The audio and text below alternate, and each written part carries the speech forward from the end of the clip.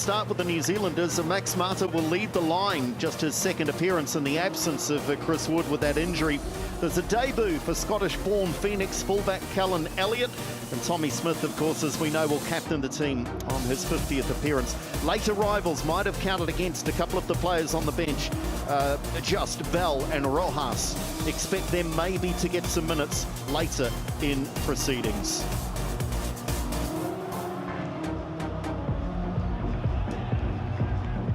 So the fans settle in.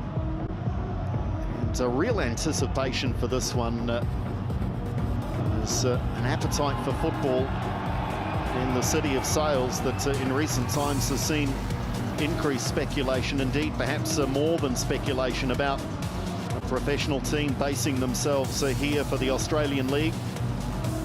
That's in the weeks and months ahead, in the minutes ahead. This team led by that man Tommy Smith with the job in front of them. The officials for this one,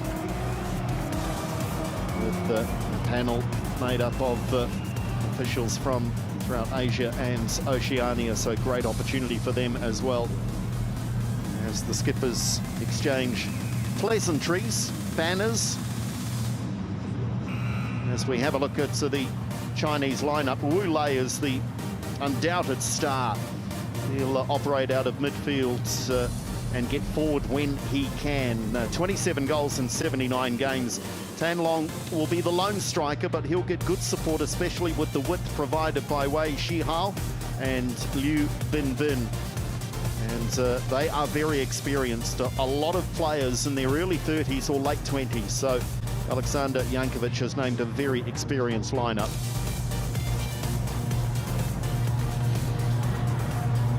Well, known as Sasha Jankovic, for those that might be looking back through the CV, did appear briefly in Australia as a player, but he ended his playing days at just 28 with a serious knee injury.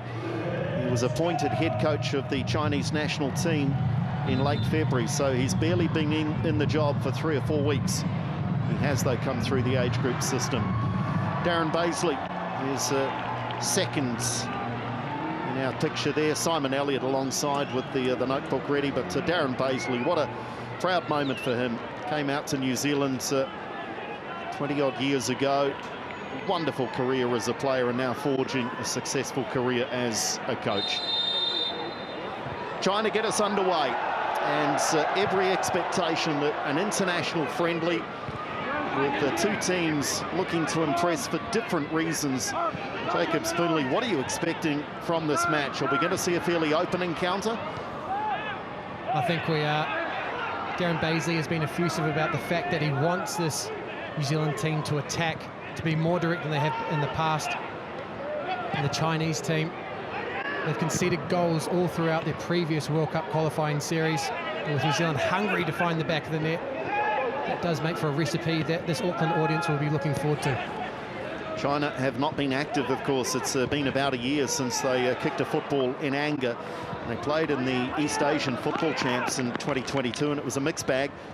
3-0 loss against South Korea, a 1-0 win over Hong Kong, but a 0-0 draw with Japan, perhaps the highlight in those 3 matches, that suggesting that maybe they're on the improve.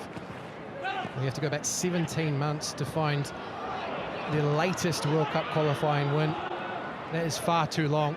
You can understand why Jankovic has been in. This team does need a reset, and they've not been quiet about their ambitions to be one of the best in Asia.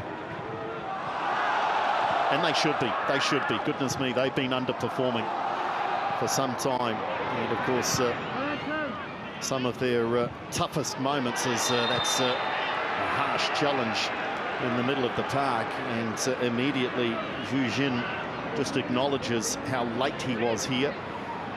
And that's not what you need 90 seconds into a match here for Matt Garbutt. He's hardly off the plane, and boomfa.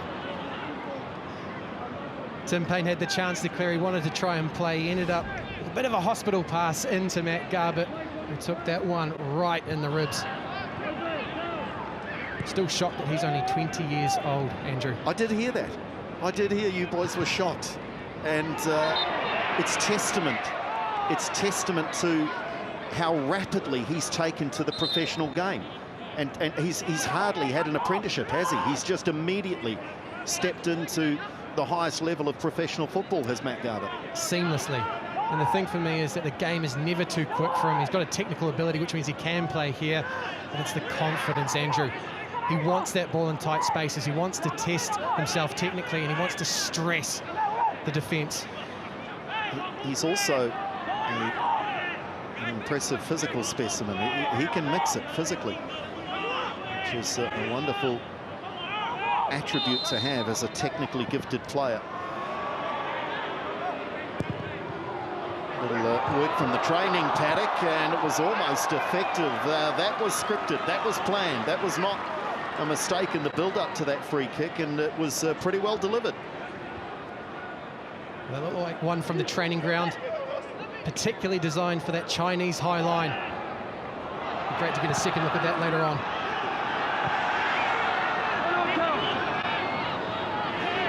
China with an opportunity down this right wing side, but back doing great defensive work is Kakache, and a little shirt tug means he'll get a free pass out of what was a tough little spot. He doesn't want it, Jacob. He was dribbling, he was away, the winger. He had gone, and he is the player that ends up delivering this ball. You can see there Tim Payne with a little deceptive step forward, and Matt Garbutt bringing that physical presence to bear, and very unlucky for that ball not to fall to Max Mata, who is all by himself in front of the Chinese goal. It does say something about the attitude immediately in this All Whites group that Levi Kakache seriously was annoyed that the whistle had gone. He felt that he was away. And just a point for those at home, the All Whites did say that they were going to line up in a 4-2-3-1, is very clearly a 3-4-3 here tonight at Mount Smart. So a continuation of the formation that we saw against Peru and Costa Rica, and then for those two matches against Australia. Marko Stamenic, if we think Garbutt's young at 20, Marko's positively veteran at 21. Two of the emerging stars in this New Zealand football team. Having already played Champions League football and on his way to Red Star Belgrade. Celebrated his 21st birthday last month, Andrew. I'm sure he'll want to do so again here. There's a chance here for the All Whites. It's a mistake by China into the area. Shot on goal, goes across the face of goal. Waiting was Max Mata. Well, Matt Garbutt has started like a house on fire here, pouncing on the loose ball. He gets on it, looks up, trying to find a teammate in the middle of the park. No, he's going for that back post, and he only misses it by mere millimetres. Wonderful pressure from this All Whites team. Darren Baisley has asked them to play at a high tempo, and we've already seen half of that in that high press. I think the grumpiest of all might have been Costa Barbarouses there. He was lurking on the penalty spot without a defender near him. It's Matt Garbutt is of one mind only. This time it's turned over by New Zealand, so both teams guilty in the opening 5 minutes or so of some wayward passes out of their defensive thirds. Shihao cuts in. Good challenge from Barbarouses. He did enough without giving the foul away. And it's a late challenge this time. The foul is on Alex Rufer, who let the referee know. Tan Long just left a little bruise on the left foot, perhaps, there of Alex Rufer. Strikers' challenges are universal, it seems, Andrew. Hey, settle. Settle, you from the goalkeepers' union. Tim Payne. Here is the debutant, Elliott. New Zealand perhaps looking to just now settle, string a few passes together. Painaka. Out to Kakache. You mentioned that formation. And, of course, the talent available, Jacob, allows that formation, because Elliott and Kakache, they are going to bomb on, aren't they, as wingers when they're given the chance? They are, and the two sitting midfielders. And tonight, it's Alex Rufer off the back of some wonderful A-League form, and Marko Stamenic that are going to hold down the fort. And that then allows the fullbacks to take up such high and wide positions, and they're going to try and overload China tonight in these wide areas.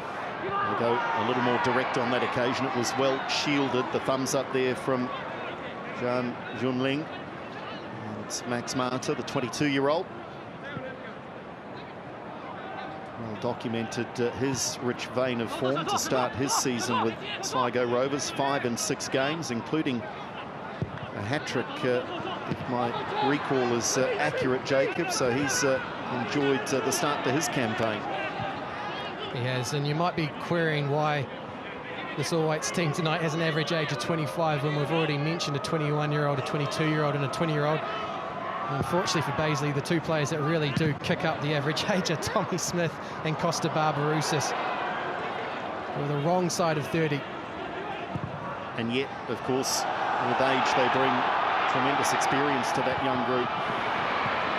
So China this time down the right wing side, a ball played across, eluding the diving figure of Tan Long. It's impressive work, and again they're going through Wu Lei, of course, at every opportunity. Some good work out wide here from Bin Bin. Gets onto that left foot, and then Tan Long rather desperately thrown himself at that ball, but he had evaded Tim Payne, drifting off his shoulder. Payne did not know where the striker was. Elliott couldn't control in traffic. Barbarouses again chasing back, looking to put some pressure on. China can't keep that one in play. The pass from Liu Yang, a little bit too much on it. Too hot for Yu Bin Bin to handle. Kache with the throw. It is an All Whites team, of course, that assembles from far and wide. There are players from across continental Europe, of course, a good contingent from the Wellington Phoenix. They'll be proud of their contribution to not only this team, but of course the under-22s who played earlier. But there are some air miles every time New Zealand assembles. There's a good composed work by Smith at the heart of that New Zealand defence. That's not quite so good though.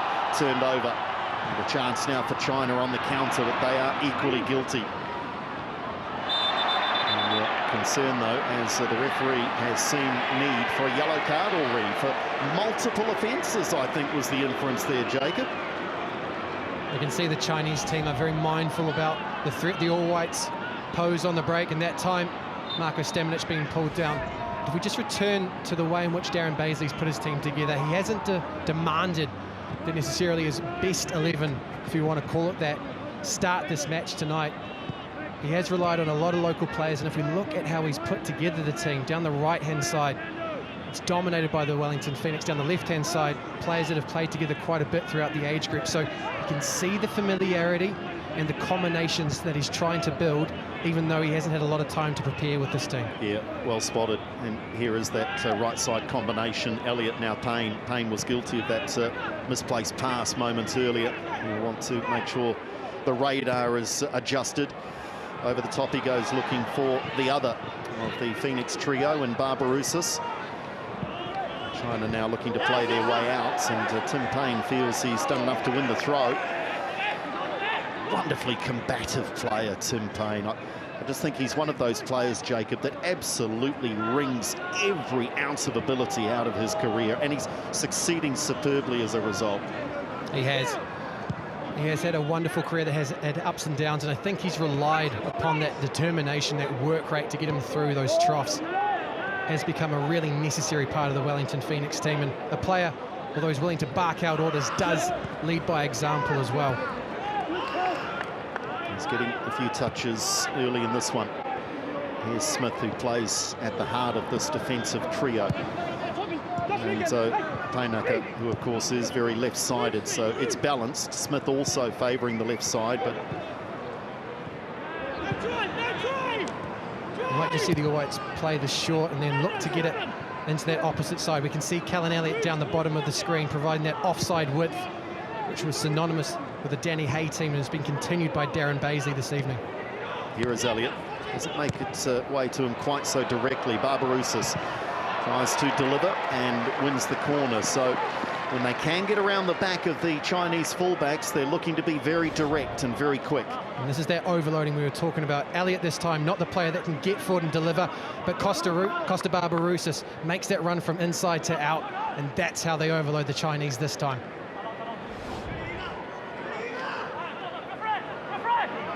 There's Costa Barbarouses, 53rd international. They celebrated his 50th cap on a recent tour, but celebrated in amongst this group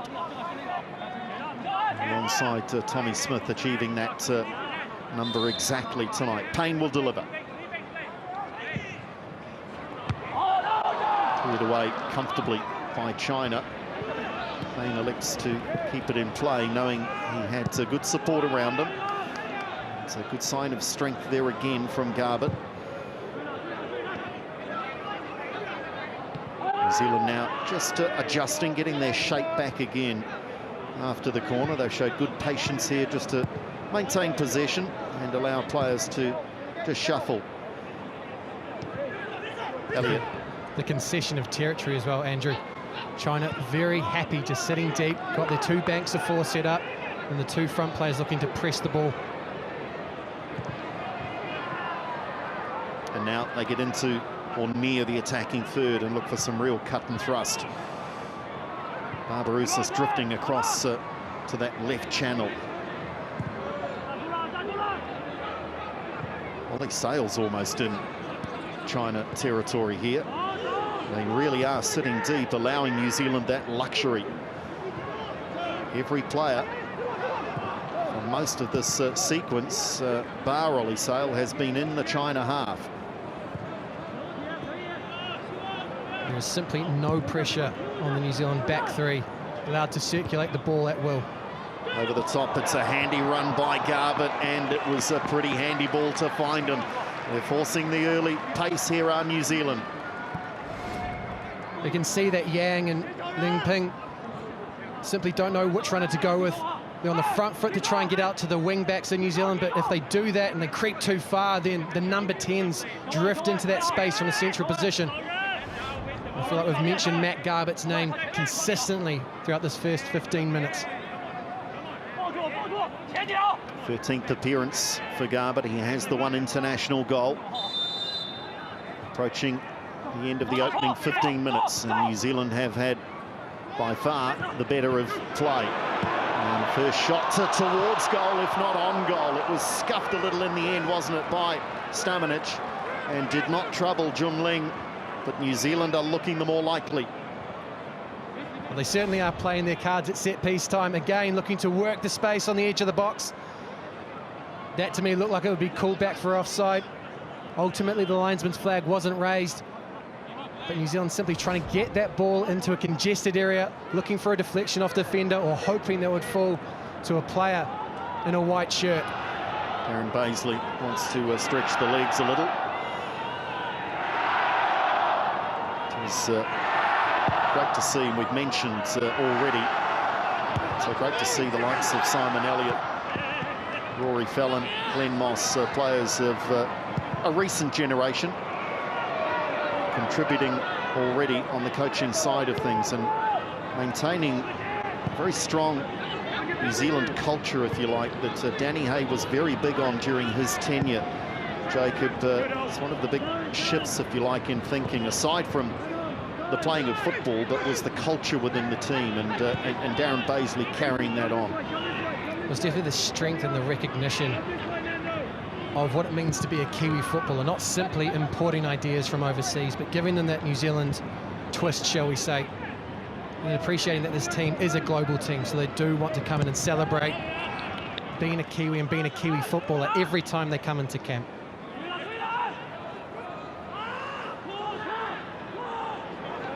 Well, if this is the game plan from China, you would think there's a plan B there somewhere lurking, because they're sitting very deep and content to allow New Zealand time and possession. Somewhere in here there has to be some sort of a counter-attack or an attempt at least to put New Zealand under some pressure, but not so much in the opening 17 minutes.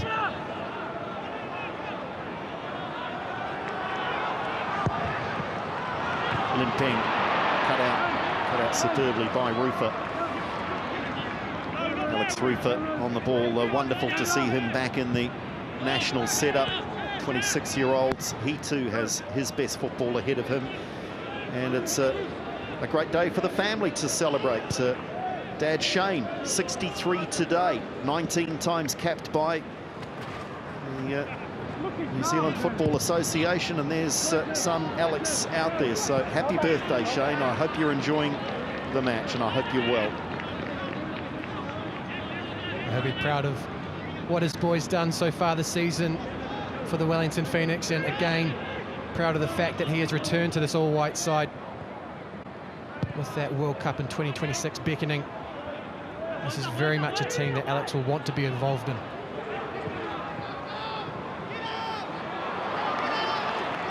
Contrast the New Zealand approach, Jacob. When China are in possession, New Zealand are pressing much higher, aren't they? They're looking to be aggressive even when they haven't got the ball.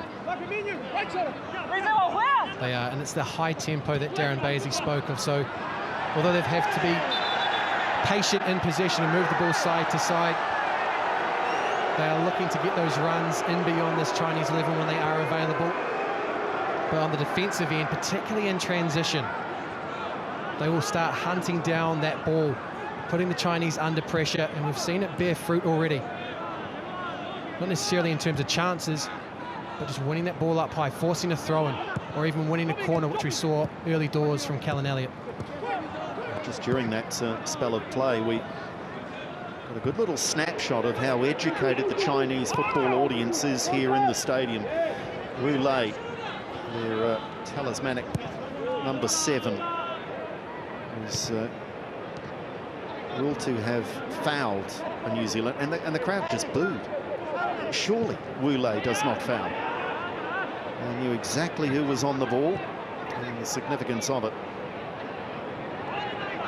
Stamanic turns, probing, has to go back to Smith. Again, it's just a game of keep ball, and they're able to pick their spot into the area. Wonderful flick there by Max Mata. Just needed a more incisive run at the far post from Kikache. Kikache now delivers again. New Zealand threatening, and they are getting closer with every attack, it seems. Oh, it's the numbers in the box, Andrew. There's always a target for someone in a wide position to look up and get the delivery into. First off, it's down that right-hand side. A ball stood up into that near post.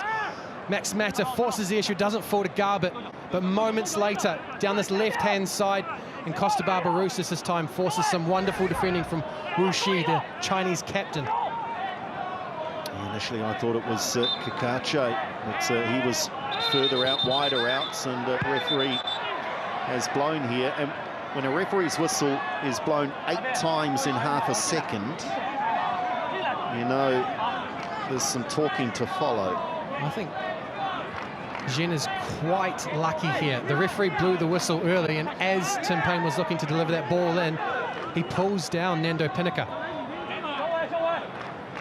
And in the modern game of football, there is very little that's not picked up in penalty areas, and that one is cleared away by Tan Long. Not very far.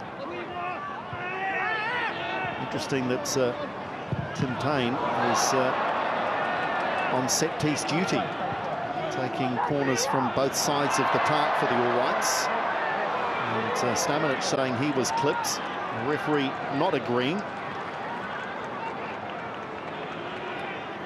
There's an elasticity to this New Zealand team when defending. You can see as soon as the ball's there, they're sprung forward.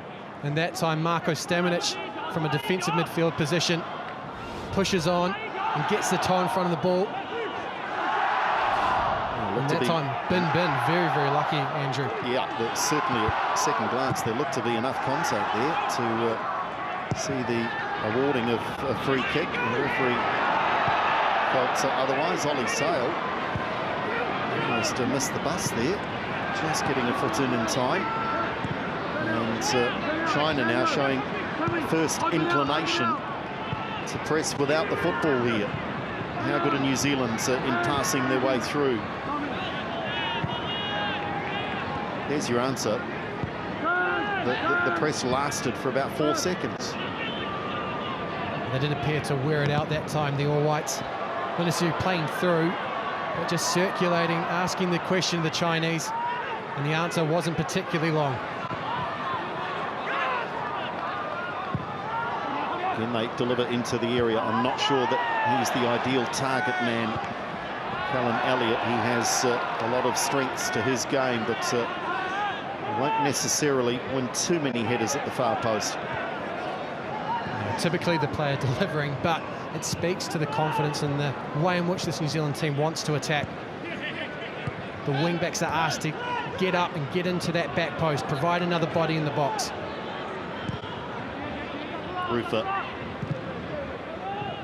Panica. And just comes out over the goal line there from Garbutt, who is very keen to get forward at every opportunity. Aaron Bazley likes what he's seeing. Little thumbs up from the manager. Perhaps a little more pensive is Jankovic. The support staff for China, they're not happy with what they're seeing. Darren Bazley, by contrast, just asking for more of the same. Stamanic wanted players to clear out, and rolls a perfectly weighted pass. Kakache goes to work, rolls it back for his good mate, drives it towards goal. The bounce was a little awkward. Junling was comfortable though. That arguably the most impressive of the attacking forays in the opening 24 minutes from New Zealand. A well-worked Kakache, bringing to bear that physical capability. Stops, checks in, finds Stamanic, and then this is a horrible one for a goalkeeper. Bounces in off the wet turf here at Mount Smart. And Junling has to do well with Mata. Just hovering in front of him, looking to take advantage of any spills. China, it's been so one-sided. This is so rare. I've got a crick in my neck looking this way. Cleared away at the near post. Can New Zealand get it out of the penalty area? They can now, because the shot is high, wide, and not very handsome from Wu Lei. Just a little reminder there for Darren Bazley's men. A decent delivery into the box, not dealt with at the first or the second opportunity, and that is not the player that you want the ball to fall to. Wu Lei, dangerous player. Scored in La Liga and scored in the Chinese Super League as well. Yeah, certainly capable, isn't he, technically, of something spectacular there. Not on that occasion, though.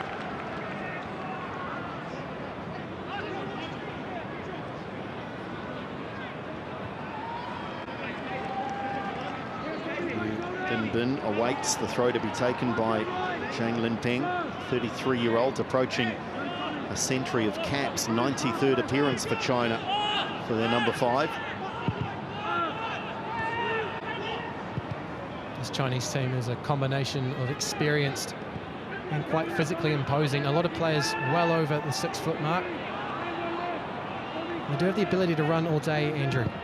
8 of the 9 goals in World Cup qualifying came in the second half. So although they won't be happy with how they've started the match here, they also won't be phased, knowing that they can score deep into games. Yeah, we know they'll be fit, and the reason for leaving players at home was a testament to that. It's largely irrelevant of any footballing ability-related questions. It came down to were the players turning up in the right shape.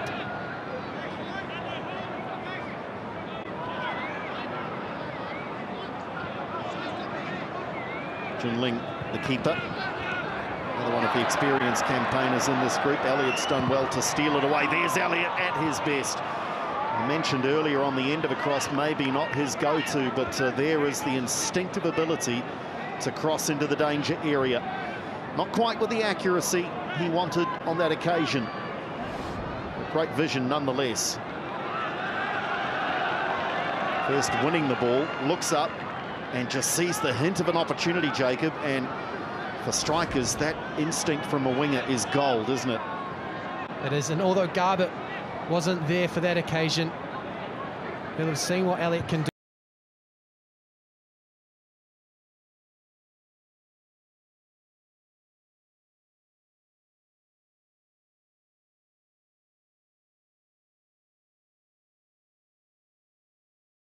could well be all by himself. It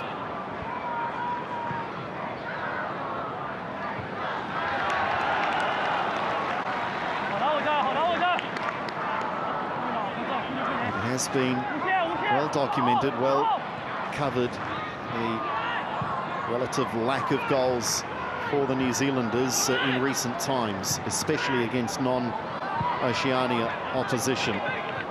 So for all their dominance in the opening almost half hour here at Mount Smart, there may be a little edge, given they haven't made any impact on that scoreboard.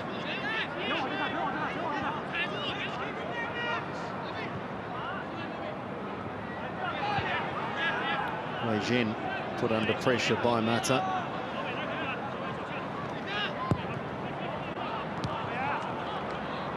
There's control in midfield from Shi Hao, and free kick is given. And Shi Hao wants a yellow card. It's never a good look when players start waving and indicating that a yellow card should be given. Rufa was the player in question, no card shown. Decisive run there from the Chinese number 4. The tangling of legs. Alex Rufa on the wrong end of the referee's whistle.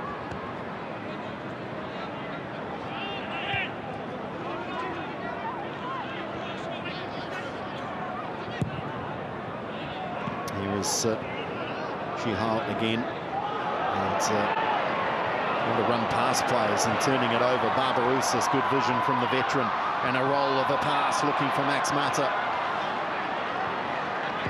And that again is a shot across the bows of China there. If they turn possession over, New Zealand can hurt them quickly. That was a smart ball from Barbarouses. Realised that Max Mata had made the run forward, and that allowed space in front of the retreating centre-backs.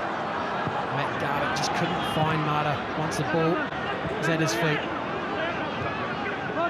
Bin Bin operating down that right wing side for China. And that's where they head back to.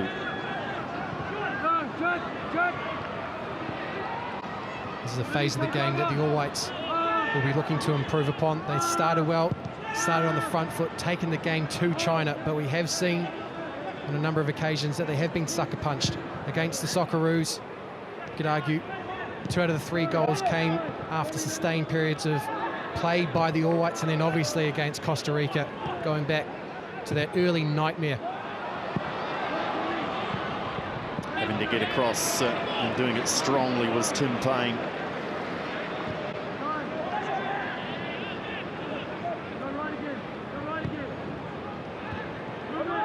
Turned over. It's a rare poor touch from Garbutt, and this might be a yellow card for the New Zealand number 8. And he'll be frustrated there. I mean, the pass was asking plenty of him. It was drilled into midfield, but he's good enough to cope with that, and then knew that he had to sacrifice perhaps a caution for the sake of his teammates. The touch was heavy there from Matt Garbutt, and once it got away from him, he looked up and saw the number 7 of Wu Lei heading towards goal. He had to resort to wrestling him down, and it has resulted in a dangerous set piece for the Chinese, as well as a yellow card for the young New Zealand number 8. So Liu Yang is one contender here, so too Shi Hao. And Ollie Sail has been largely unemployed. Is he about to be called into action?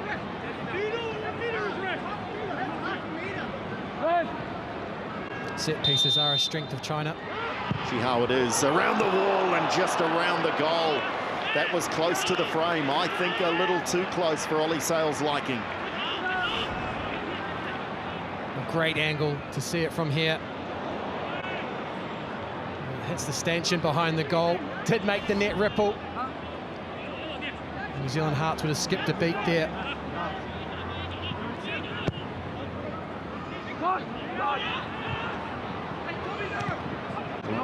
China, have they negotiated the toughest third of the match, if you like. They've soaked up a lot of New Zealand pressure, and they've come through unscathed. Here come the All Whites again. That's a good challenge by Roulet, getting plenty of football. And the challengers continue to fly in, don't they? It's a friendly, but there's plenty of feeling.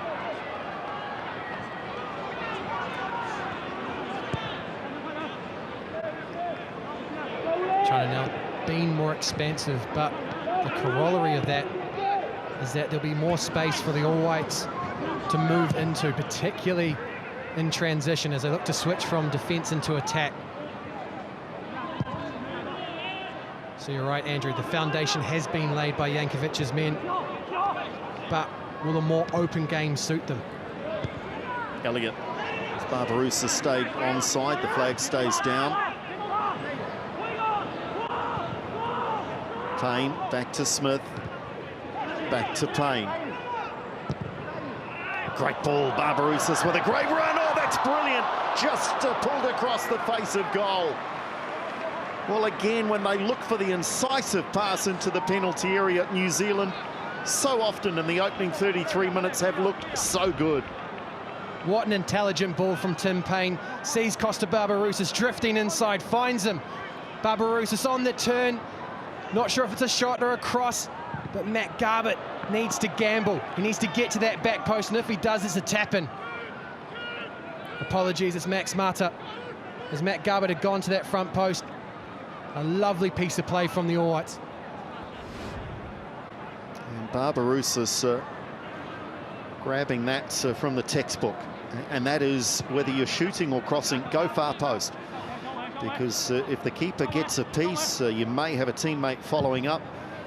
And in the end, it was just a little between either a very accurate shot or indeed a cross for a teammate. Darren Bazley will be enthused by the chances that his team is creating. What he needs is for one to be taken.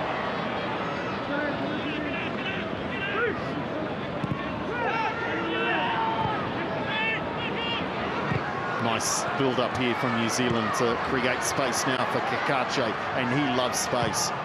Drives that early. Keeping China guessing a little bit now. A slip from Painaka.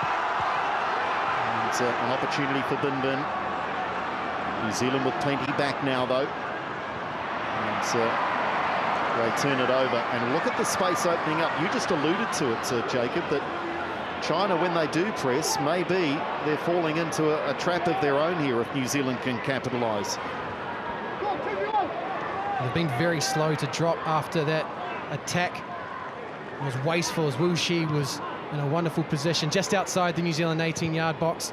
Had he got on the ball, he had teammates to find, but transitioned into a New Zealand attack, and the Chinese defences, they weren't reinforced as quickly as Jankovic would have liked. Rufa Stamenic now getting plenty of touches, even more it seems, as this match progresses in midfield. Cacace.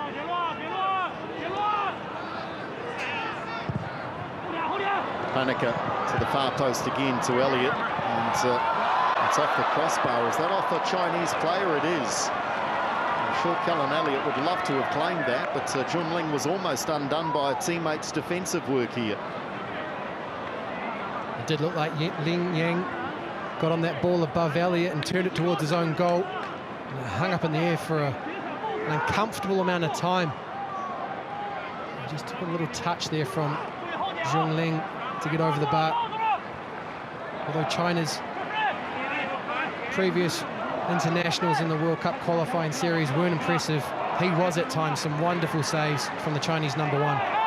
Fourth corner for New Zealand. Can they make it pay? It's a good delivery, and again, that looked to be off China. Painaka claiming that he didn't get the last touch, but that is what has been ruled. Another ball into that near post area, and pinball the result, and it does come off Painaka. They're pleading for another corner.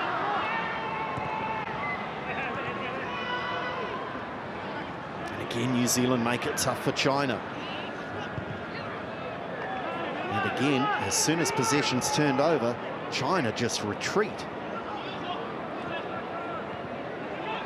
And in phases like this, where New Zealand do have uncontested possession and are able to get into those starting positions, you need to see the ball moved quicker. It's got to go wider, then once it gets wider, it needs to be played with a sharpness to undo what have been pretty resolute Chinese banks of 4.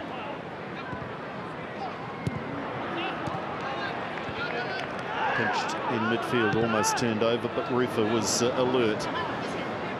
He's just constantly moving. Alex Rufer, always available, always looking for a pass or to be the link. Smith.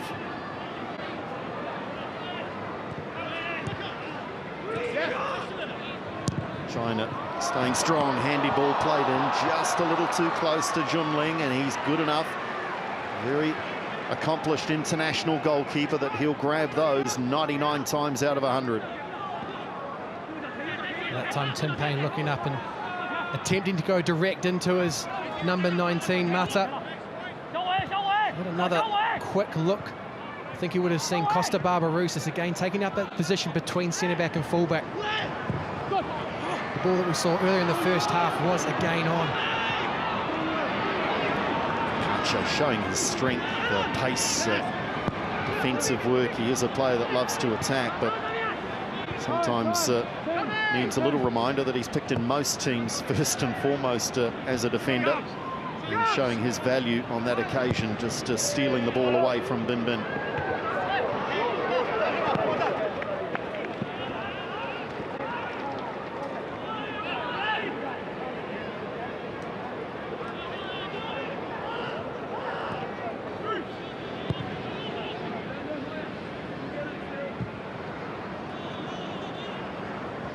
Approaching the final 5 minutes of action in the first half here at Mount Smart. First of 2 internationals between these two nations. They're essentially under 23 sides. Certainly it's the New Zealand under 23 squads in camp at the moment.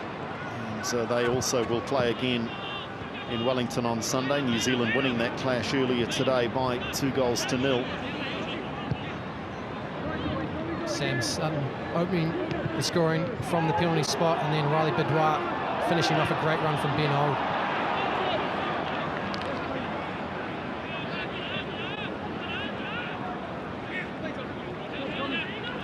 Well, the coaches will start to think of what it is they're going to share, what they're going to say at half-time. They get that chance in a few minutes. What do you think, Jacob? What will Darren Bazley be saying to his troops? They've got to be careful because this is probably the most dangerous time as well. We see so many goals scored just before half-time, but I think Bazley's going to give his team a pass mark. They've created some good chances. They started really well, took the game to China, and found themselves in a bit more of an arm wrestle as we went past the 30-minute mark. I think Bazley will be asking his team to move the ball quicker in moments like this. They need to shift this Chinese defensive block. Deflection. This will be a New Zealand attacking throw.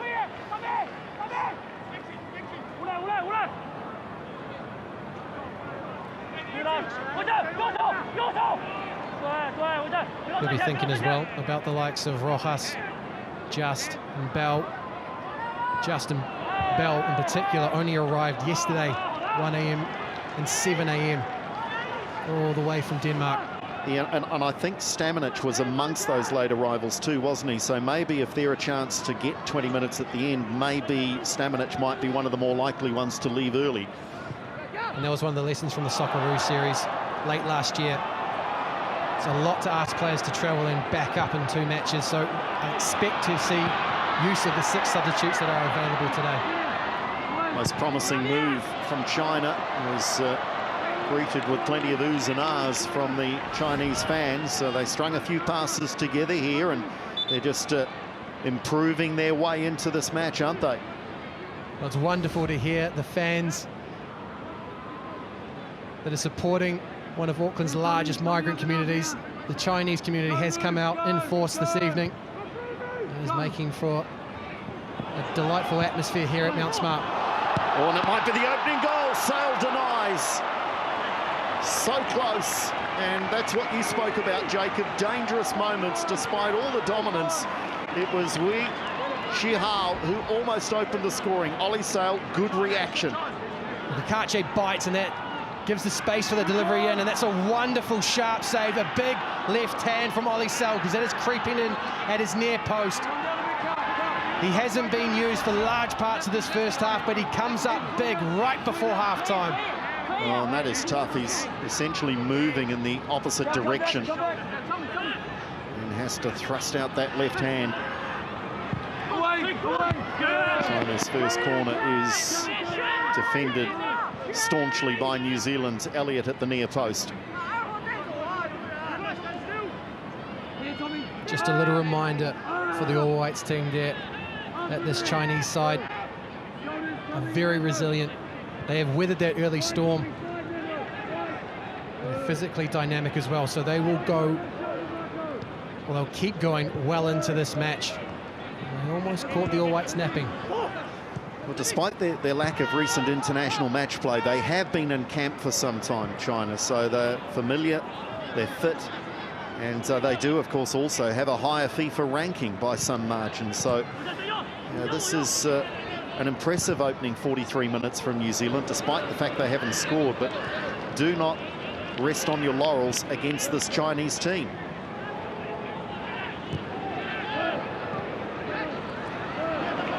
A wonderful turn from Stamanic.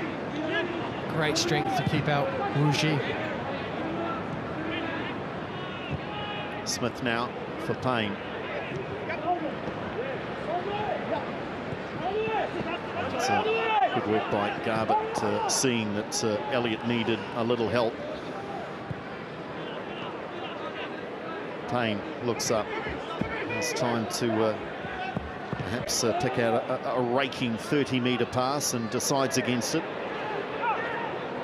I suspect, had that been earlier in the half, he would have played that ball out to Kakache, who was all by himself down that left-hand side. A bit more conservative as the clock starts ticking towards half-time.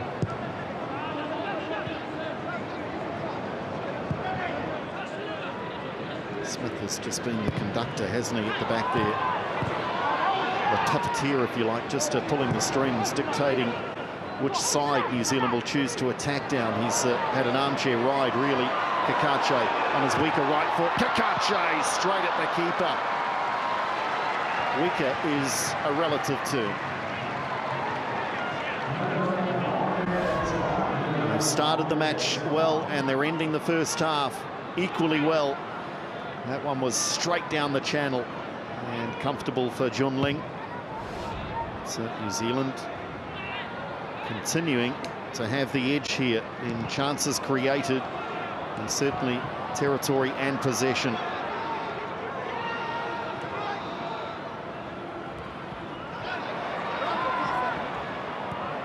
Elliott, oof, challenges flying in. They play on. Garbutt looking for the run of Mata. Might not have heard the last of that challenge on Kellen Elliott either. And now a whistle goes in China's favour, much to the confusion of Matt Garbutt, it appears. As we've seen the 1 minute of time to be added on tick by.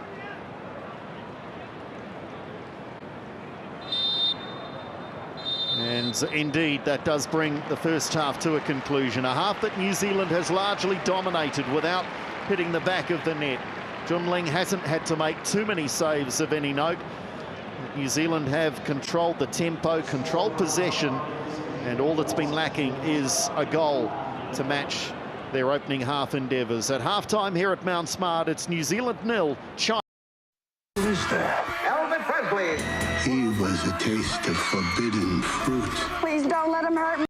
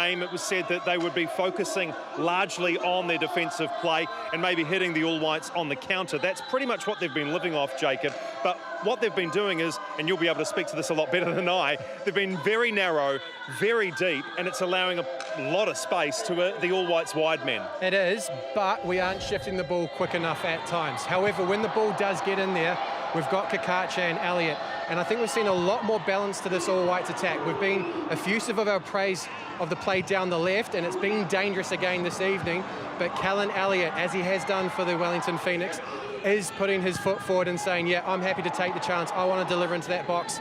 And if it's not Elliott, it's Tim Paine. Yeah, and isn't that interesting? The Chinese are sitting so deep that Tim Paine is basically picking up a midfield playmaker's role by default. Well, that's what happens when you convert a fullback into a centre-back and you're playing with a back three. You get that skill set from one of your back three. And he's got enough time and space, and we've seen that delivery into the box, but there's a lot of numbers for the Chinese in there. I do want to see them starting to move that ball side to side. We heard Darren Basley say they need to overload wide areas. It became static towards the back end of that first half, and that's not what he wants to see. He wants to keep driving this game forward and see this All Whites team take it to Jankovic's men. Somebody who we raved about in the build-up and who started very strongly here tonight, Matt Garbutt in the midfield for the All Whites. He just faded away a little bit though, Jacob, as the first half wore on. He did, but he was so bright, particularly inside that first 15 minutes.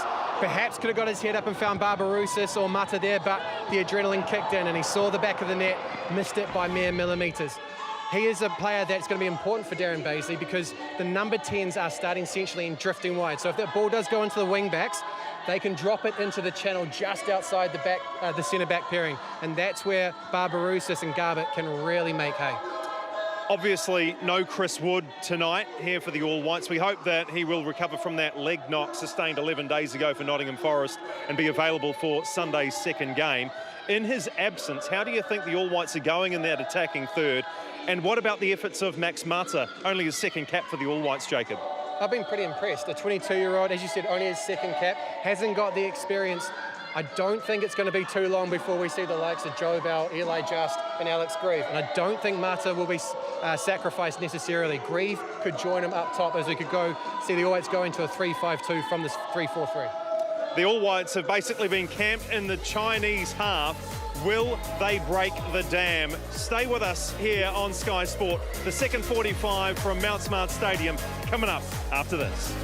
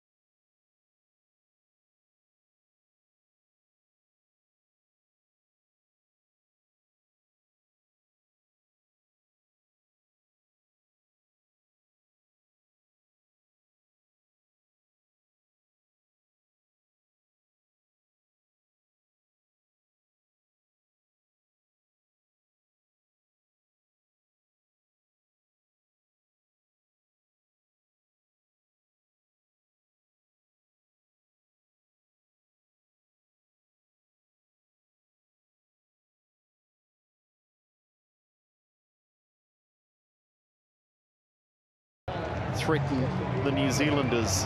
Barbarouses and Payne, the skipper, Tommy Smith, proud night in front of family and friends. Family that have travelled from the UK, but also from a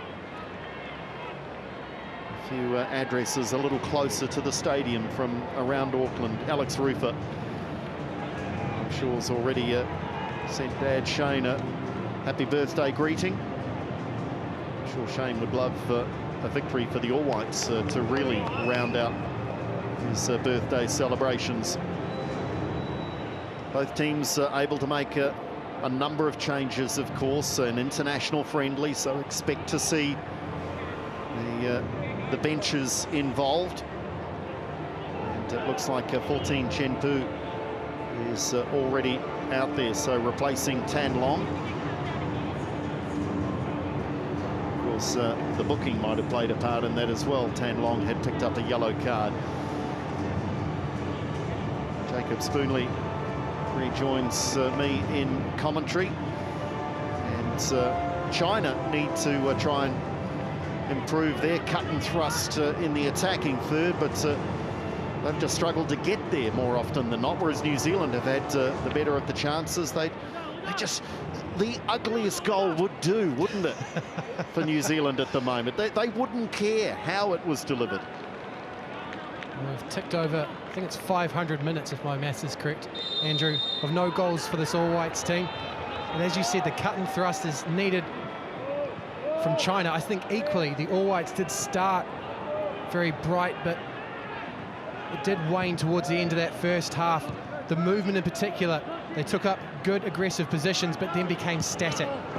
That in combination with the ball speed is what I think Darren Basil looked for in the second half, as this All Whites team does look to refresh. So no changes for Darren Baisley's side. They start the second half as they played throughout the first. And Matt Garbutt was at the heart of so much of the attacking play from the New Zealanders. And others started to find their feet a little bit. Tim Payne delivered nicely into the penalty area on a couple of occasions. No subs as of yet, but it does look like Darren Baisley is pondering. We'll see them just off picture here. Joe Bell and Elijah Just warming up behind the Chinese goal. Elijah Just playing ball boy there. Both players that Baisley will look to. Joe Bell, confident on the ball, wonderful range of passing, and Eli Just, he really caught the eye against the Socceroos last year.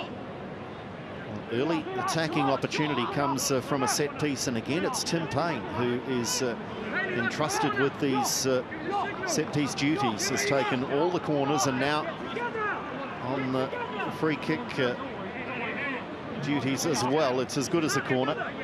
Just keep an eye on Libby Kakache hovering around the 18-yard mark in that near post. Kakache now closes down that space, and Payne delivers towards the far post. Handy ball cleared away by China, and that's taken a last touch off Zhu Jianxi.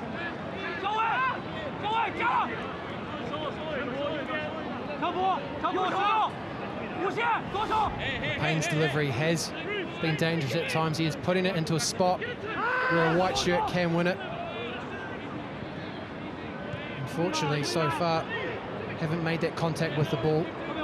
But resiliently, the Chinese are steering that ball away from goal. Oh, here's a chance on the counter. Ollie Sail's a long way out of goal. He's backpedaling. China are on the front foot. The crowd lifting their voices, and Sail sees it go wide. Whoa, what a counter-attack. And Ollie Sail was maybe just out of camera shot for much of that move, and it's the quickest backwards running you'll ever see. It starts with Smith. He stands that ball up and then looks to go and press it. And with him gone, there is a void through the middle of the All Whites defence, and Wu Lee, this time, that tenacity, that decisiveness evades him. He had Chengpu running through in the middle of the park and took the ball down the left-hand side away from him. That was a missed one for the Chinese. I'll tell you what it has done is it's awoken the Chinese support. They had a few opportunities in the first half, but wow, They are desperate for something to shout about here at Mount Smart, and they are here in good numbers.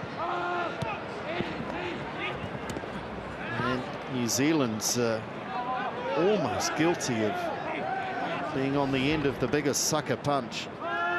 And this is the end of the move. Wu Lee was actually really well defended by Tim Paine. He delayed and allowed Smith to get back, and then had Pinnicker down the left-hand side, who was monitoring Shen Pu. And those were the mitigating factors, as the All Whites really did, well, they were absent of the numbers just to defend that move. Well, I really thought, Jacob, that Ollie Sale was at risk of goalkeeper's worst nightmare. Had Roulet got his head up even earlier, he may well have thought about a bit of a snapshot from 50 metres.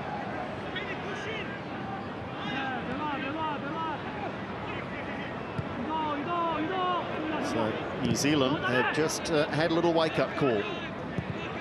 Let's see if it sparks China into something a little more impressive in the second half.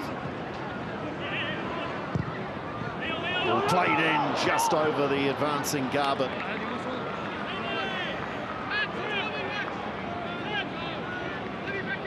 I think for around about the 4th or the 5th time this evening, Tim Paine finds himself in that inside right channel.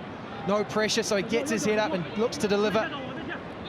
As Mata and Garbutt in the middle there, just over the top of them and the Chinese defender as well. I think Tim Paine was almost asking after that, what do I have to do, fellas? I'm putting it on a plate. Lovely skill, Kakache. He's passed another, and then he's brought down. Agricultural at best. Pointing at the footballer, Zhang Linpeng.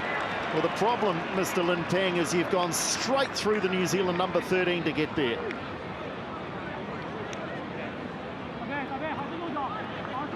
Kakache waiting for the defender to come and bite, and he does in this occasion. Oh, Linpeng, I don't think he gets anywhere near the ball, and that's a two-footed scissor. It's an awful tackle. Libby Kakache, there'll be relief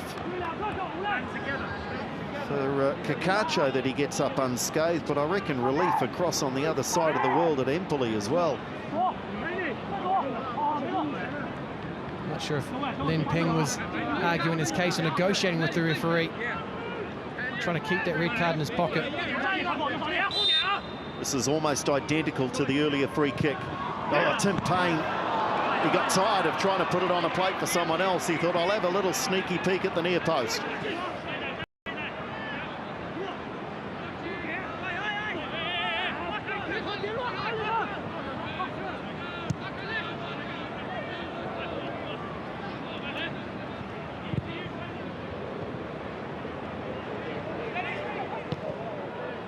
Painaka back to Sale, who might be a little less adventurous in getting up towards halfway after that fright just moments earlier from Wu Lei. I don't think he wants to see his centre-back and captain this evening disappearing up the field either, Andrew. The All Whites, I think they can chalk that one up as a near miss, which came about through self-infliction. Just a bit overconfident in possession. Here is the aforementioned captain Tommy Smith.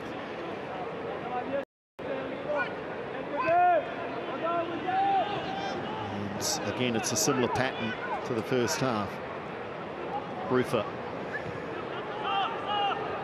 China doing a very good job of putting up those two walls of defenders.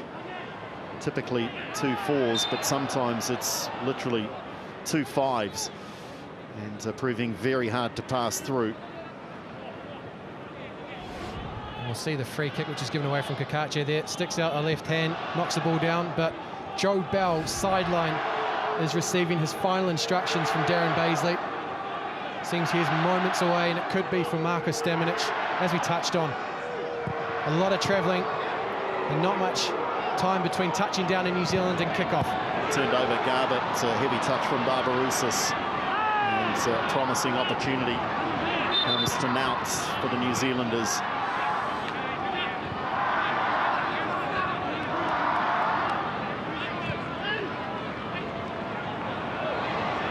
China perhaps emboldened by that counter-attacking opportunity might well take a few more risks. And this right wing side as Bin Bin creates space and then finds space behind the goal. Well, good work from the Chinese 21.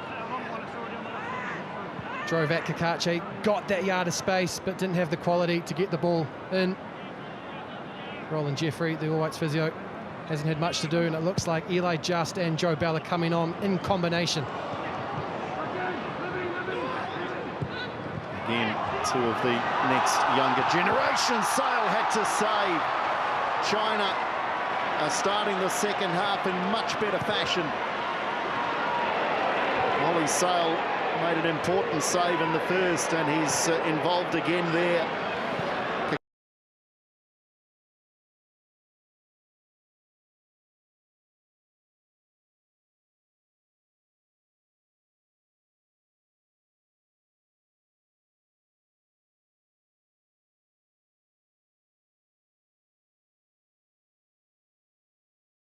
Himself big. This is a good save.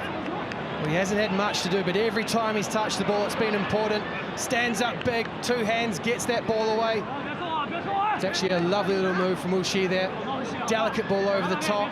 Good strike from Wu Lei. It only finds the New Zealand #1. So the saves levelled up at 2 apiece. So certainly Ollie Sale has had the two tougher saves to make of the two custodians. I think this is the first time that Costa Barbarouses has been double marked from a corner.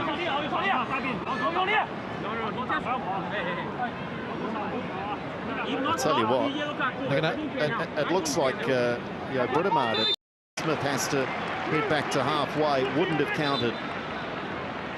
Well, the All Whites up the ante there. Not content with the Chinese making that 6-yard congested, they thought they'd double it. And that all comes about as a result of the confidence in Tim Paine's delivery. And Matt Garbutt and Marko Stamenic make their way. Eli Just and Joe Bell enter the fray. I think importantly, they'll bring quality, but also a freshness for Darren Bazley. That centre of midfield at the moment looks a little bit fatigued as we come up on an hour. Joe Bell playing his 13th international, plays his club football in Denmark. And he will drive this all-white side from the heart of that midfield for the closing half an hour or so of this one. Eli Just a little more attack-minded, of course, playing his 14th international, also playing his club football in Denmark, as China call Ollie Sale into action again. That one a little more comfortable. Really impressed with Wu Shi so far this evening, wearing the armband, but also bringing energy and a lovely touch at times. Especially in the second half, he has popped up in all the important moments for China. We'll talk about the late arrivals. I think Joe Bell was the latest, Jacob. I think by all reports arriving pretty much at breakfast yesterday. So not too much time to adjust and get into the right time zone. Yeah, definitely a jet-lagged appearance for the All Whites. Less than 36 hours before kickoff, he arrived in New Zealand. But it speaks to the pride that these players have when putting on the All Whites jersey. Chris Wood, as we touched on before the game, devastated not to be out on the field. And I'm not sure if it's official, but many considered to be his vice-captain, Joe Bell, wanting to get on this field and break the deadlock for the All Whites. Here they come, right wing side. Just as involved. Out onto the edge of the area and looking for a cross, I'm sure, rather than the shot on goal. But interesting that Bell and Just immediately heavily involved.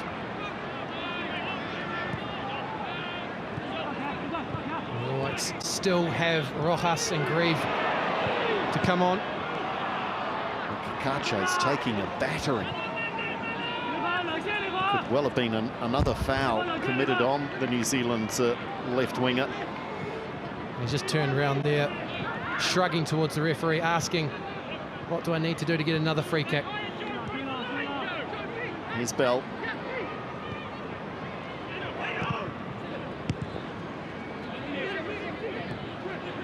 Cacace always willing to throw himself straight back into the fray. Payne.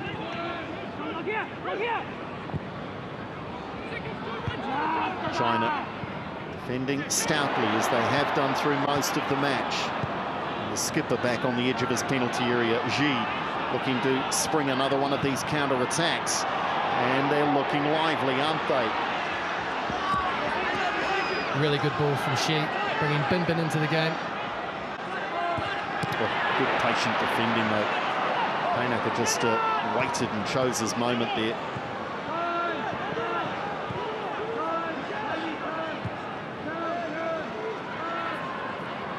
Interesting if New Zealand can look to capitalise if and when China do push players forward.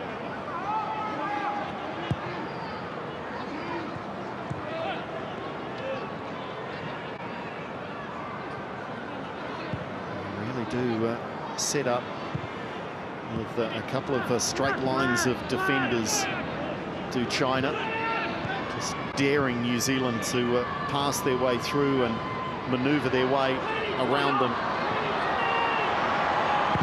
Great little run from Elliott wins another corner. Good foray. He's perhaps gaining a little confidence on debut. I think he's enjoying playing. He plays a quality. Said teammate Costa Barbarouses for company and does well to recognise the run of Barbarouses as he draws defenders away, forcing the issue and winning the corner.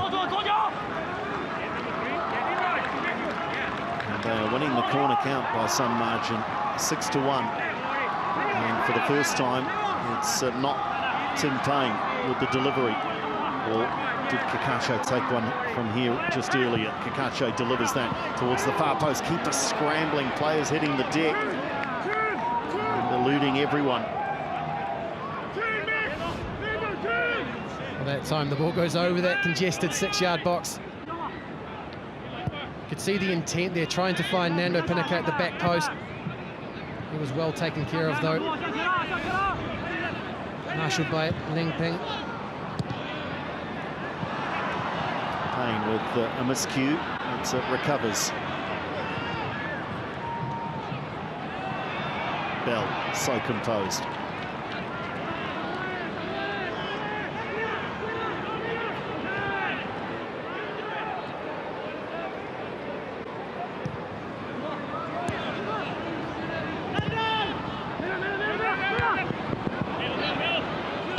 China looking a little fortunate on that occasion, that fell to one of their defenders. Confusion here, and they're in China. Tommy Smith could be in big trouble. Tommy Smith could be in big trouble.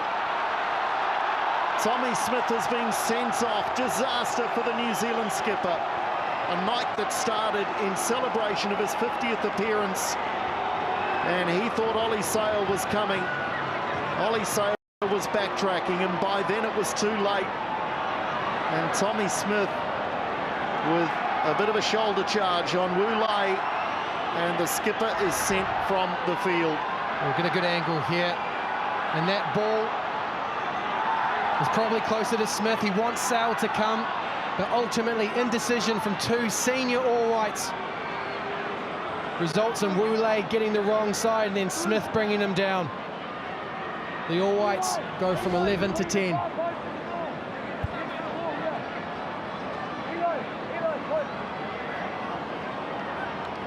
No complaints. There were no grounds for any complaint, really. It was last defender type stuff. And can China rub salt into the wound? Shi Hao went close in the first half, the number 4. On that occasion, Yu Yang was unused. He was the distraction, if you like. Let's see if it's similar here. It's not. They go the other way, and that is comfortable for Sale. So that at least allows the New Zealanders just to draw in a big breath. A very similar position to the free kick in the first half. This time, a different taker. And it's rather tame in the end. Chance here now on the break for New Zealand into the penalty area. What a challenge. What a challenge that is from Wei Zhen. Looked for all the world that New Zealand were about to have a chance on goal. And right at the last moment, Mata is successfully dispossessed. Well, Mata uses his pace to get behind the Chinese. And a beautiful tackle from Zhen. Bell drives it in. New Zealand now have to be even more wary, and perhaps fresh legs off the bench more vital, as they are down, and Kakache might well see the irony in that he is ruled to have fouled. And changes coming up here for China. As we see Kakache battling on the wrong side of the field for him, down that right-hand side. Ends up clipping the ankles and gives away the free kick. So change here with Deng Hanwen replacing Liu Binbin.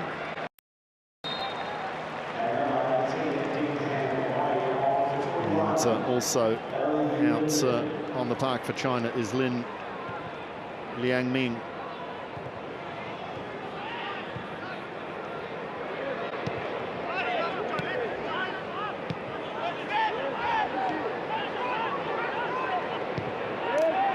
So a match that has struggled for big moments. Ollie Sail has been involved in almost all of them. A couple of superb saves, and then just a little hesitation, miscommunication perhaps between Sail and Smith.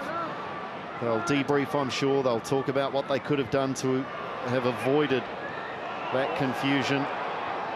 The red card for Tommy Smith will change the complexion of this match.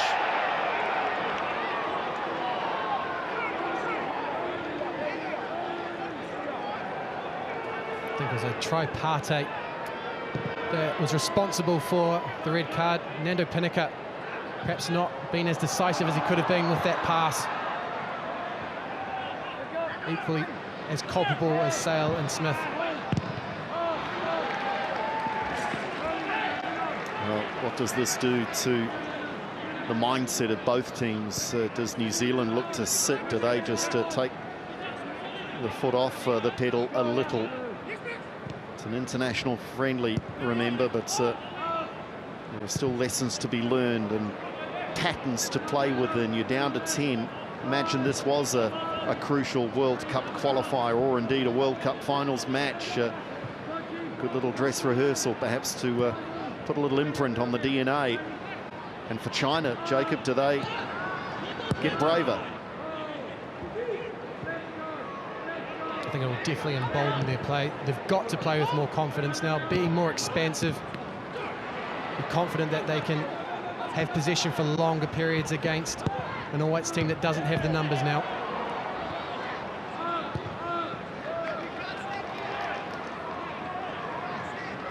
Wei Zhen, who had to then, moments after the red card, make a vital challenge on Max Mata.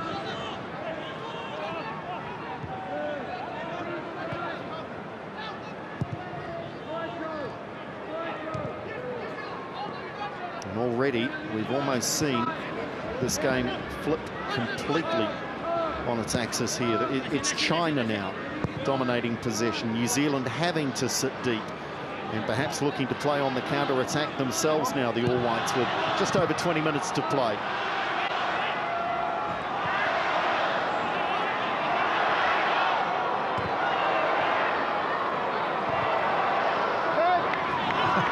And that possession stat has done a 180.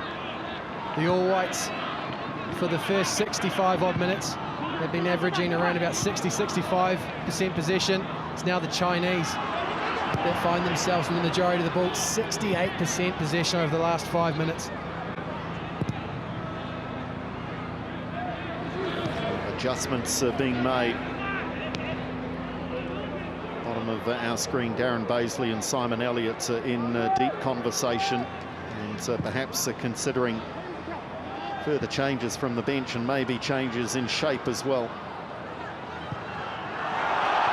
China through the skipper and squaring it back across, still there for China. Can they score? Sale gets out, closes the angle and does superbly well, the keeper. Well, if he was to blame in any way, shape or form for the red card, he has kept New Zealand in it now with 3 crucial saves. It's well defended in each of the 3 key moments. Pinnicker keeps it wide. I think it's Kakache that tracks his runner to make sure he doesn't get a clean touch on the ball, and then Sale, when you're down to 10 men, this is exactly what your keeper needs to do.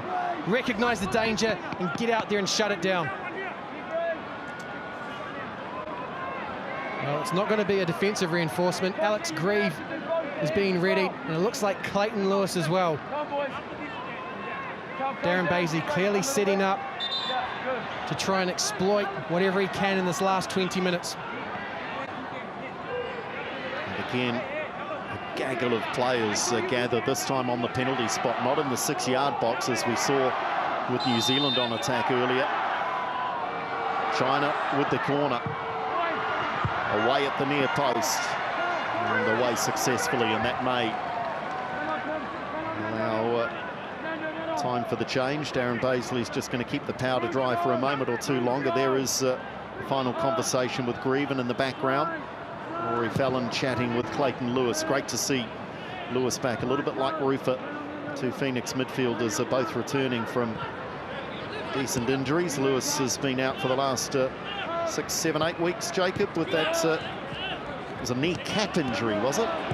Yeah, not as a kneecap should be. Clayton Lewis found his in a couple of pieces. Yeah, just starting to describe it, I felt a little pain. Alex Grieve also returning from injury. Made his way back onto the field for St Mirren against Celtic. Won the penalty, got them back to 1-1, and then received to be completely undone by Ange Postecoglou's men. Ended up losing 5-1 in that fixture.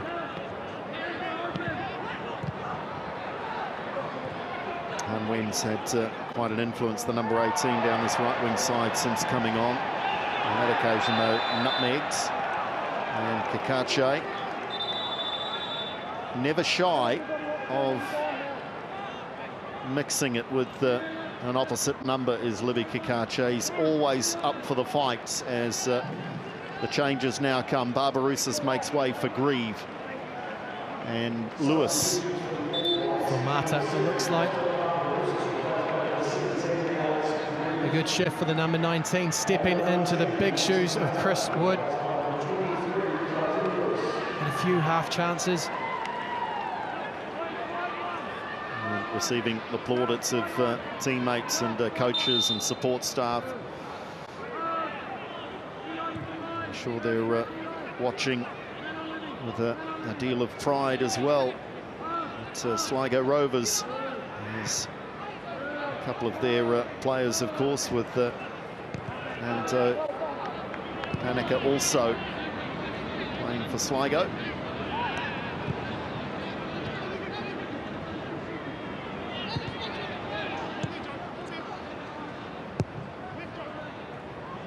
It looks like it's become a 4-3-2 for Darren Bazley. Keeping both fullbacks on the field, despite the fact that they've done a lot of work. Grieve was propelled into his first touch.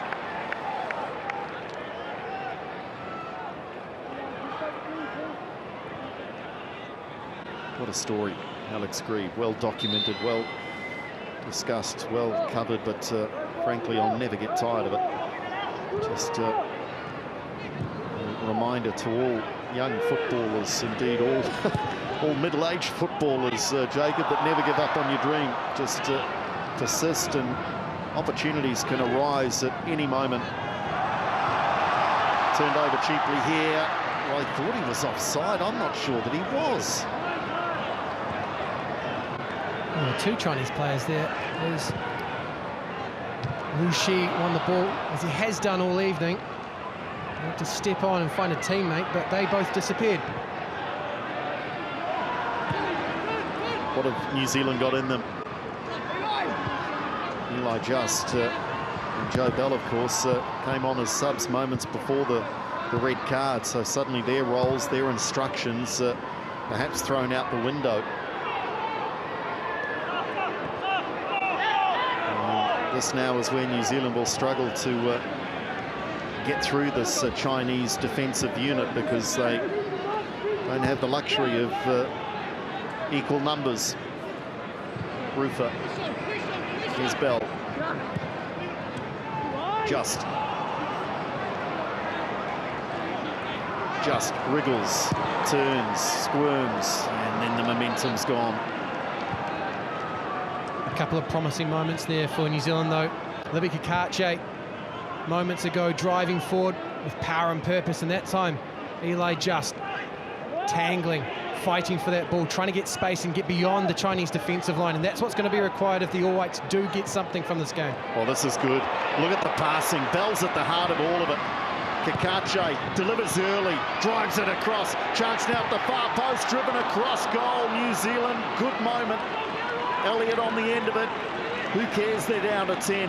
They tore China apart there. It's lovely, intricate play, despite the fact that they don't have the numerical advantage. Joe Bell drives forward, early delivery, looking for Grieve. It's the second phase that I think New Zealand were really setting up for, and that time Elliott drove it back across the box, looking for the poacher wearing number 17 for New Zealand. Just a wonderful snapshot of what might lie in store for this New Zealand team over this next World Cup cycle. The passing there of Bell, Just, Lewis, Cacace looking to deliver from out wide. Ollie Sail this time is off his line quickly.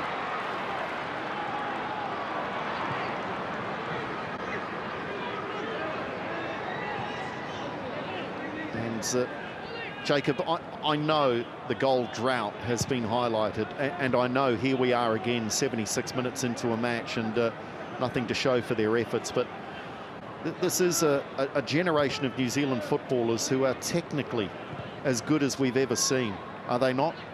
And there's real depth to the squad as well. No Thomas, no Singh, no Wayne this evening. No Tuiloma. And yet we're still talking about a New Zealand team, despite the fact that they're down to 10 men, that is creating chances against a team much higher in the rankings than them. Pass played behind Grieve. He might get back and pinch it. And does he want a free kick? Had some support from Clayton Lewis to that effect, but not from the referee.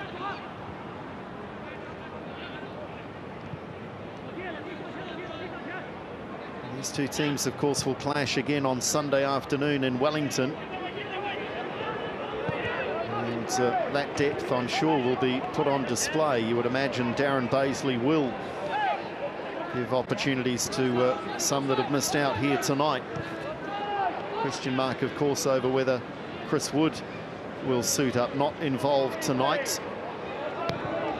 And desperately hoping, not only Chris Wood, but I'm sure all New Zealand football fans, that he's able to play some part in Wellington on Sunday. More changes coming up now with Wu Lei, the superstar midfielder, being replaced by Ji Pengfei.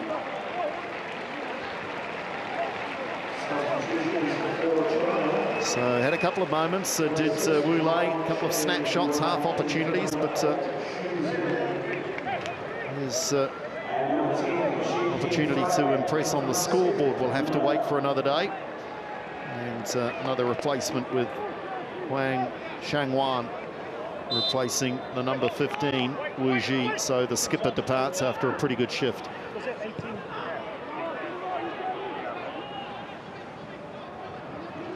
Wu Shi can be happy with his 80-odd minutes this evening.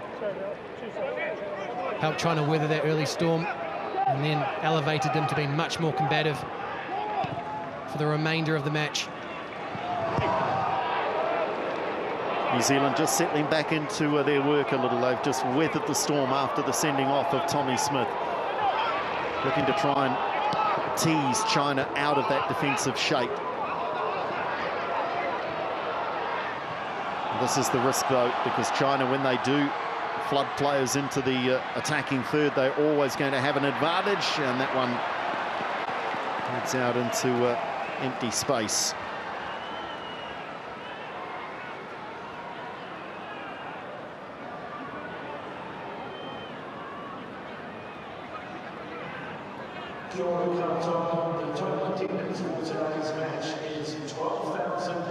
Clever from Bell. Turned over by Just in a dangerous area.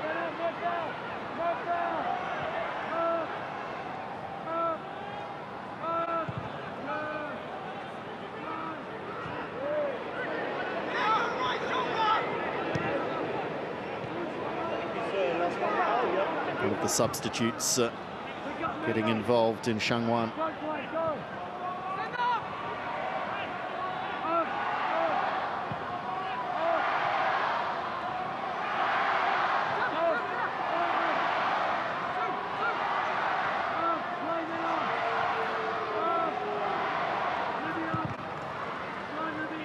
China with share of possession. Sale was coming. Oh, that is a glaring miss.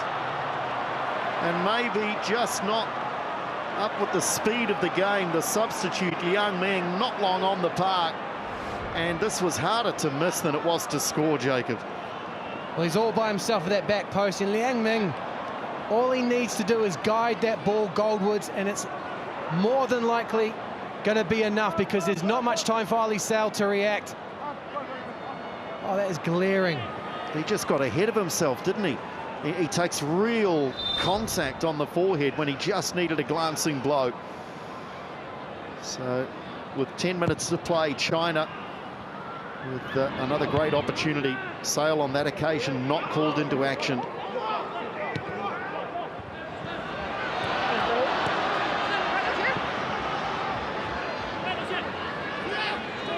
Like the New Zealand subs, China also players from the bench looking to have an impact.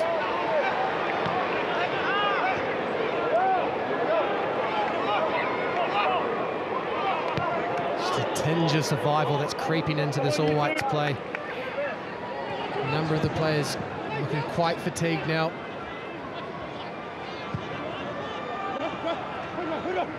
And a friendly it might be, but it still goes down in the record books, so they'll certainly want to keep what they've got here in New Zealand. I don't think you'll see them throwing kitchen sinks here tonight. They will first and foremost look to try and retain what they have here, especially given they're down to 10. Just get out of Auckland with a share of the spoils and head to Wellington and start again. Of course, they'll be down a player to start with. You would imagine Tommy Smith, of course, will pick up an automatic suspension and not be available for Sunday as Clayton Lewis incurs the wrath of the Chinese fans. As we see the foul on Clayton Lewis, Boxall and Ingham are going to provide some much-needed defensive reinforcements. So Callan Elliott's debut comes to an end, and it looks like Tim Payne is also trudging towards the halfway line. It's been a good crowd in attendance. We've mentioned the Chinese fans, so the New Zealanders as well. Just over 12,000 here at Mount Smart tonight. That's a good turnout by the New Zealand footballing public. Let's hope it's replicated indeed. Why not bettered in Wellington on Sunday? There's confirmation of that change with Boxall on for Payne. So a good shift from the Phoenix defender, and he'll look back at the tape and wonder how a couple of his crosses into the penalty area weren't taken better advantage of. And also there, Dane Ingham out on the park for Elliott, as you mentioned, Jacob. A good debut. What have you made of Callan Elliott in his first appearance at senior level? I think we saw a very balanced New Zealand side in that first half. It wasn't all the attacks down the left-hand side, so that's got to be credit to the youngster. the man on debut. The international level didn't look too much for him. I think he had the intelligence as well to recognise the fact that if he drew his fullback or his midfielder wide, it did give Tim Payne the ability to get those balls into the box. There's a real selflessness to his play this evening. 7 minutes plus stoppage time to play. China, every time they threaten, the Chinese fans find voice, and Boxall's first involvement in the game is to give a free kick away. New Zealand just guilty there of trying to force the ball into that midfield, trying to find Alex Grieve centrally, and then the counter-attack. It is straightforward. That ball is almost going unseen at times. The Chinese know they've got numbers further forward. And Michael Boxall, patient at first, but then bundling Ping Fei to the ground. They've had a few set-piece opportunities. On one occasion in particular, he's now off the park, but Wei Shi Hao caused Ollie Sail some real concern. This one's very direct, as in out in front. And straight under the wall, but never with the power to trouble Sail. I was about to say, Andrew, it's in a great area. Can strike through the ball, can get it up and down without worrying about it too much, and that time it's killed a couple of worms. Grieve might not be the most enjoyable of shifts for Alex Grieve as a striker coming on. When your team's down to 10, it's the instruction probably is just chase everything. So we have another look at this. Lovely angle. The free kick did not match it. Yeah, and I agree with you. It was that perfect length, wasn't it? If a player really wants to put the laces through it, you've got that time for it to dip and get under the bar, but not the approach that was taken. China advanced. That's a great challenge. Gave a free kick away earlier, but that is Boxall all over.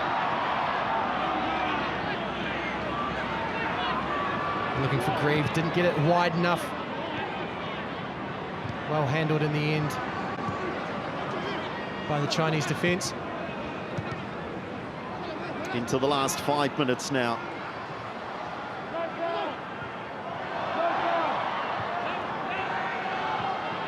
China patient. New Zealand equally in their defending, not diving in. Delivered to the far post and beyond any advancing Chinese player. Kakache needs to be careful here, and in the end was just a little rash there. No need to give the free kick away here, Jacob. No, impatience, bordering on a little bit of petulance there. Kakache feeling that he'd been on the wrong end of some defending earlier in the evening, and that time let Hang Wen have it.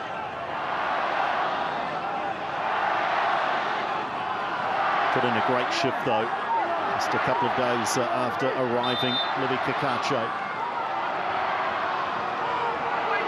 China with another set piece.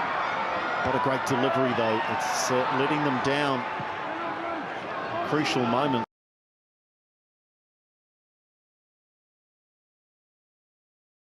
So that was played behind the attacking players, made it very easy for the All Whites.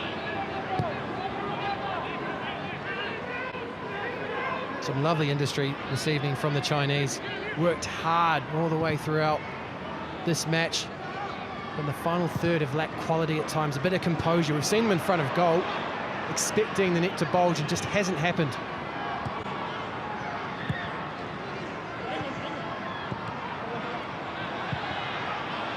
Able to keep possession with a far greater degree of comfort. Certainly New Zealand, until the sending off of Tommy Smith, bossed that particular stat.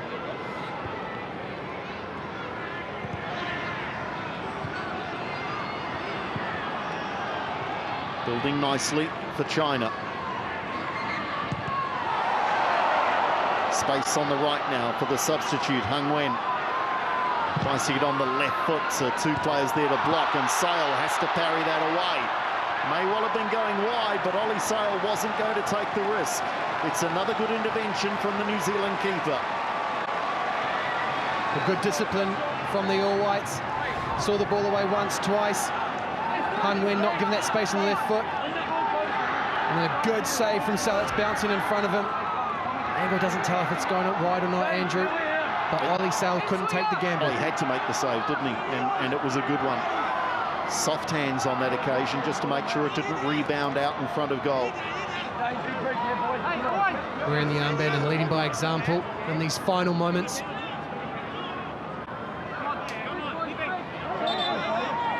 Again, as has been the case through the match, the referee wanting a chat with the players ahead of the corner being taken. Still the push and shove continues. Away is the call, and away goes the ball. That's taken a deflection. It's only making the save a little more complicated for Sale. All away from Pennica initially, and then it bounces off just calf. It's a relatively difficult save made look very easy by Sale. China pressing, China with energy, China with pace. New Zealand, though, responding. I just would rather his influence on the game was very much in the attacking third, but having to scramble there, the New Zealand substitute. We've seen both Grieve and Just, the front two for the All Whites, doing their bit to maintain what New Zealand have.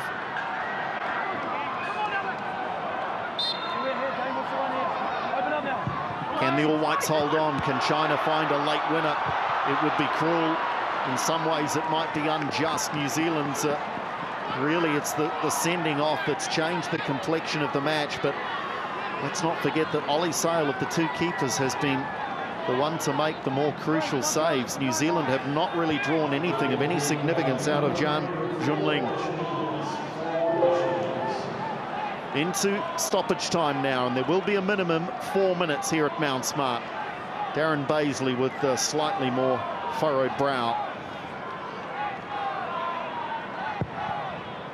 Tense looks, Chris Wood in amongst it, not stripped up for this one. And Moss was there also, goalkeeping coach. Lewis scrapping, as Lewis does. It's a little contacts on the substitute. Lewis saying, surely it's not a free kick. There's a push and shove there. There's a push there from China. There's nothing in that. It's two players battling for possession.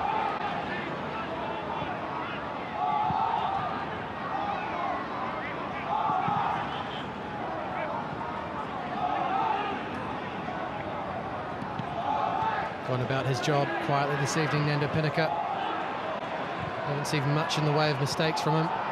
Equally, he's been big defensively.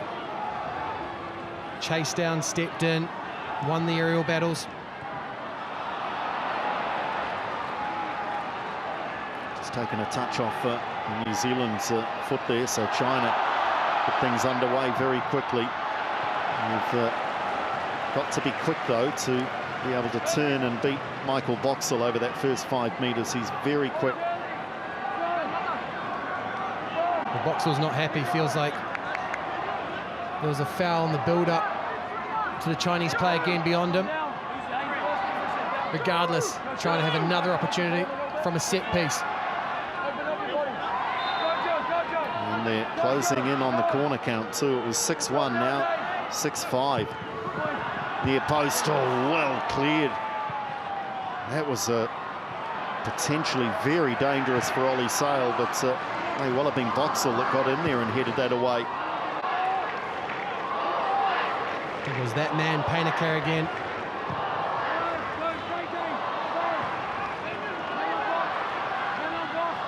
Bell defending, forcing China back.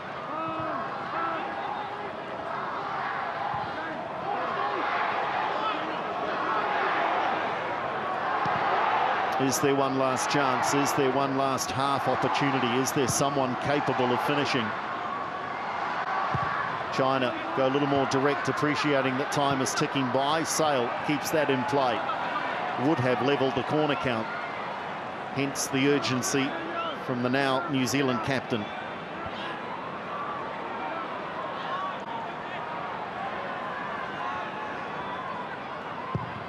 Sale puts it on the deck, goes long. Grieve is very much the Lone Ranger up front though. And Sale under no pressure this time. 30 seconds to play here at Mount Smart Stadium. The history between these two nations, goals have always been tough to find. 0-0 in Beijing in 1981, 1-0 here at Mount Smart through Ricky Herbert's headed goal in 1981, and then 2-1, of course, famously in Singapore. It does look as though these two teams cannot be separated. China yet to beat New Zealand in an international. The red card for Tommy Smith will be a talking point. Ollie Sale with crucial saves. Joe Bell, one of a number used off the bench. But here at Mount Smart Stadium, they couldn't be separated. It's New Zealand 0, China 0. We go again Sunday. See you in the capital. Oh, China will wonder if they should and could have taken more advantage of the dismissal of Tommy Smith. They did have their opportunities, didn't they? In particular, the header from Yang Ming. Alex Grieve got a few more minutes in an all-white shirt. He may well play a bigger part, perhaps, in Wellington in a couple of days. Kakache just exchanging a few words there with Zhang Linpeng. So Kakache off the plane and playing the full 90 minutes.